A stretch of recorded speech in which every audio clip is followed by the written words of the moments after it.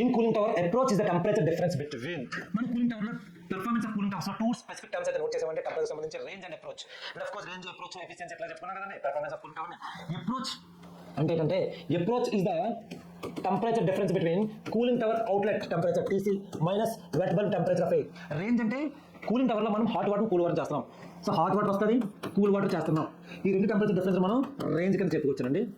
అదే అప్రోచ్ అంటే ఈ TC cooling water outer temperature minus WBT temperature of air. ఈ రెండు టెంపరేచర్ మనం అప్రోచ్ కింద చెప్పుకోవచ్చండి.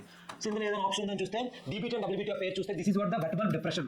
వెట్ బల్బ్ మాస్ మనకు సైక్రోమీటర్ వస్తుందండి ప్రాఫెసర్ మాస్టర్ లో. Wet bulb difference is the temperature difference between DBT and WBT. Cold water outlet as TC అంటున్నారు. This is what the TC outlet temperature and WBT. And option is right answer. And option చేస్తే cold water inlet and WBT of air definitely not అండి. Cold water inlet కదా, cold water outlet కదా మనం అన్నాం. Hot water cold water that is water outlet and wet bulb temperature. And hot water inlet and cold water outlet TH అన్నది ఇది TC అన్నది. దీన్ని మనం రేంజ్ కింద చూపిస్తాం. This is what the range of cooling tower.